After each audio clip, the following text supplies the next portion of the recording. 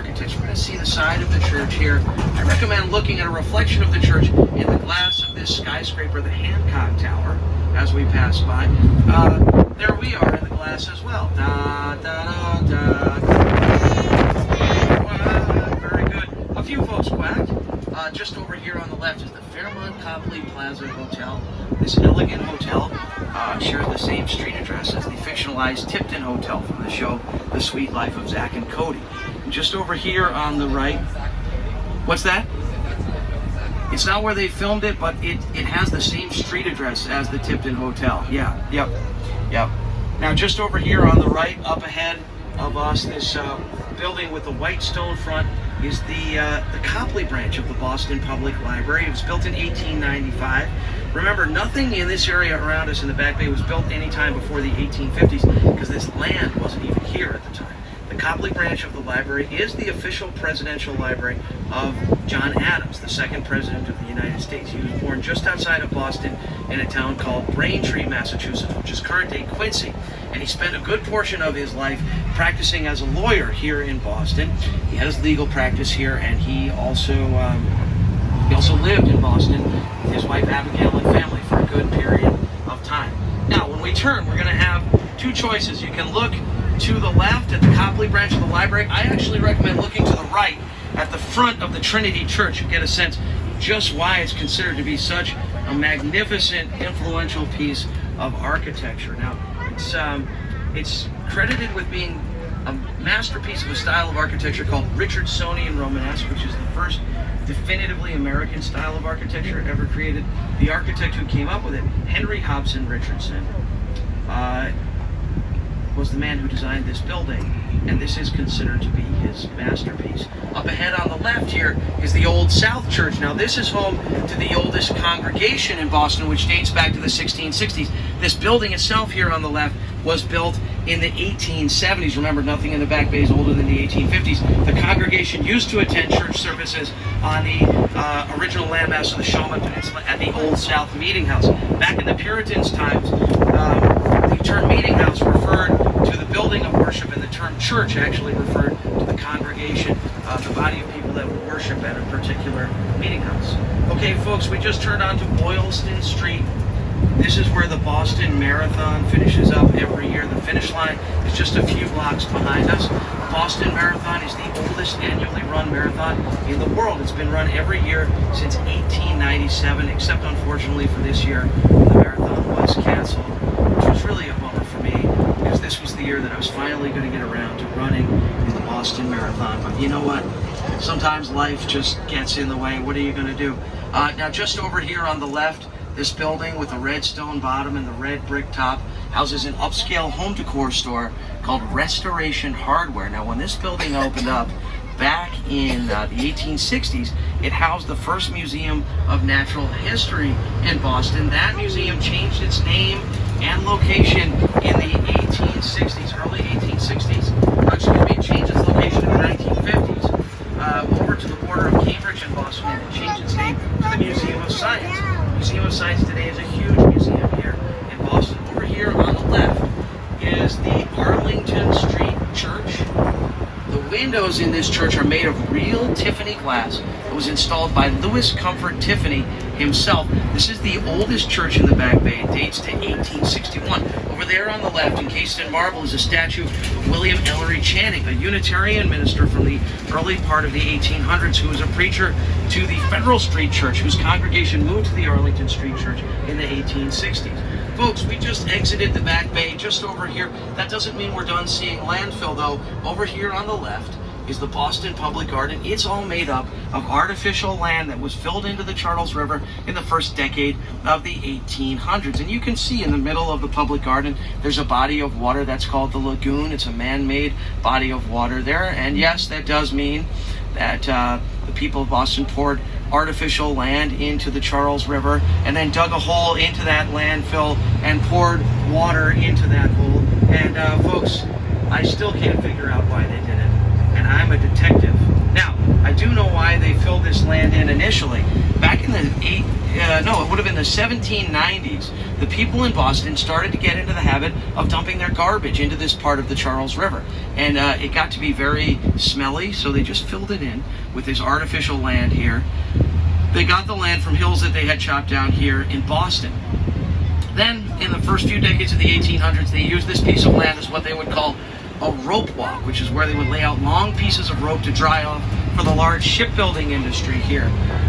JFK was born just outside of Boston in Brookline, Massachusetts.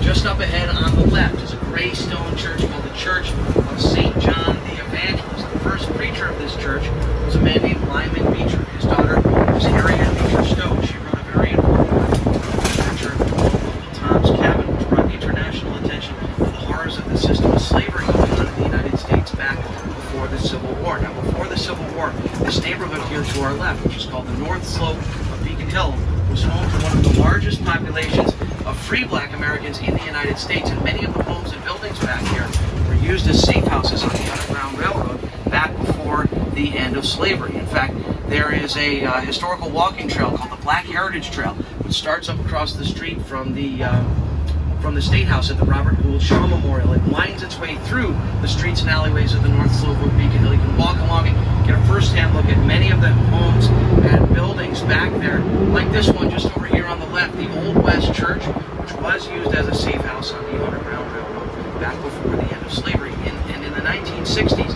the Old West Church was a polling place where people would cast their votes in local and national elections. Well, John Fitzgerald Kennedy actually cast his vote for president there at the Old West Church in the election of 1960. What's particularly significant about that is that JFK was running for president at the time, and he did win the election, so we think he might have even voted for himself when he cast the vote for president there at the Old West Church. Is that little guy okay back there? Yes. Yeah, it's sleeping. Okay, perfect. Okay, now just over here on the right is a very unusual looking building called the Charles F. Hurley Building. It's an example of an architectural style known as brutalism. Now, if you're not sure why they call this style of architecture redevelopment, here it is on the left. Look how small this building is. 4 or 5 large families would have lived in buildings just like it that dotted the Old West End. The residents used to call the neighborhood the greatest neighborhood this side of heaven. I know that because I read it off that bridge over there on the left. They inscribed that there as a tribute to the strong spirit of community that existed back in the Old West End. Speaking of bridges, just over here on the right is the Leonard P. Zaco Bunker Hill Memorial Bridge. Now that is the widest cable-stayed bridge in the United States. It's 10 lanes wide. And those white cables coming off of the towers of the bridge, those are designed to look like sails of sailboats. And that's as a tribute to Boston's maritime tradition. You know, back before the American Revolution, the Port of Boston was the busiest seaport in all of North America. And all of Boston's major industries back then were dependent on the port. Those industries were shipbuilding, trade, and fishing. Now, speaking of the water over here on the right, here's the Charles River. However, that the birds will quack back at us. They almost never do.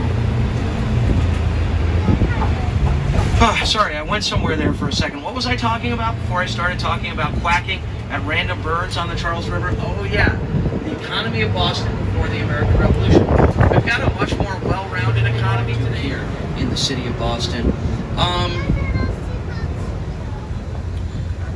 Other major behind her, but we're going to hang out on this ramp for just a moment because we have to give Sarah a wide berth. So we're going to wait until she's made some headway into the river there. And once she gets around that stone wall there, I should say, we will follow her right into the water. So Sam, in a moment, is going to engage. Yeah, you're going inside the water. In the I rear forgot of the to tell you, but this is a water car. And then in we go. Get ready, folks.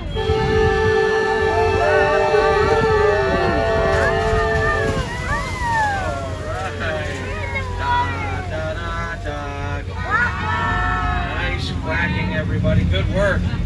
Okay, so here we go. We are in the Charles River. We just splashed in. There's a propeller in the rear of the duck that's powering us forward. And there's a rudder back there too. It turns even when we're on land. Whenever Sam turns the wheel, the rudder turns. Now that we're in the water, the rudder is steering us. Over there on the left, that yellow drawbridge actually raises up sometimes whenever larger boats come underneath. And Can I tell we him? are out on the river. There's some wildlife. Guys! Some seagulls over there I on the think I left. can do that because the car There's a has an double-crested air inside cormorant, of that the wheel. blackbird on So the that's wooden ramp. when There's a you press double-crested the go cormorant. button. There's three of them over there on that wooden ramp And on then the left. move, but don't try There to are geese over there on the banks of the Charles River on the left, and I see some ducks actually. Let's try to quack at them. See if Don't we're- try to tap them for a little safety. Just like I thought. Absolutely nothing. All right. So, how's the volume back there? Can you hear me okay still? I know it gets a little bit louder on the water. How about up here? Can you hear it all right? All right, perfect. 1 second, folks.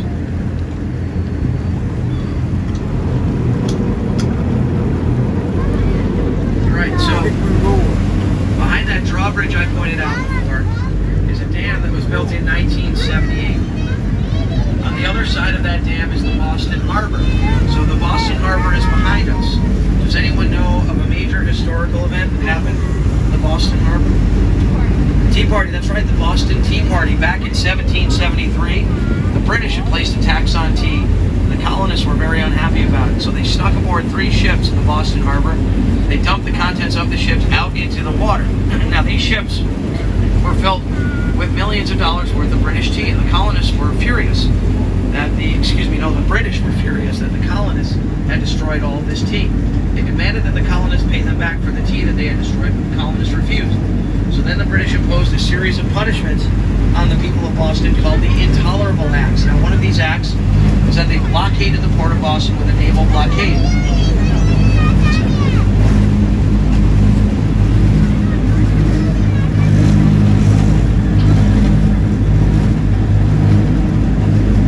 Without the busy seaport, Boston's economy plummeted to a terrible economic depression that it would not recover from until after the American Revolution. It was this economic turmoil that was one of the main factors that led up to revolution breaking out here in Boston. Well, 20 miles outside of Boston in Lexington, Massachusetts. All right, folks, we are making our way. Oh, here's another duck. Let's quack. Da, da, da, da. We are making our way into a lock of an old dam that was built in 1910. Those cars going over us are going over a drawbridge that we just drove over. I was telling you about the Museum of Science when we were driving over that bridge. This lock is inactive now. Water just flows down through the middle of it to the dam behind us, which has a more modern and currently active lock.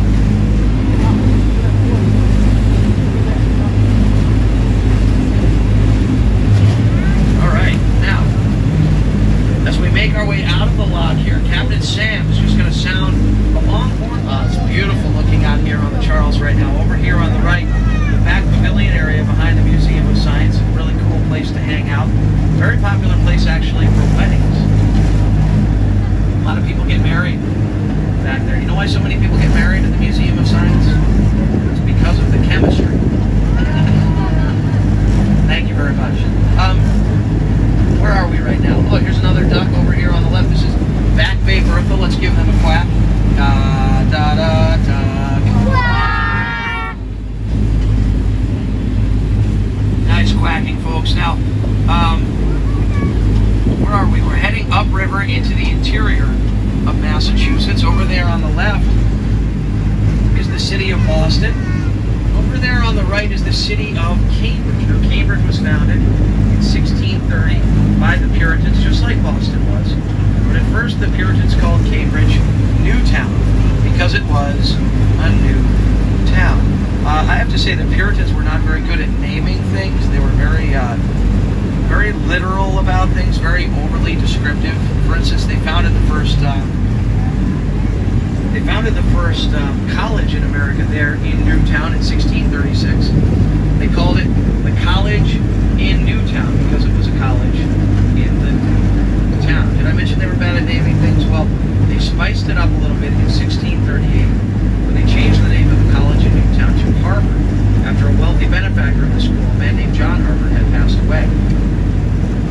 had donated a lot of money to the institution before he died.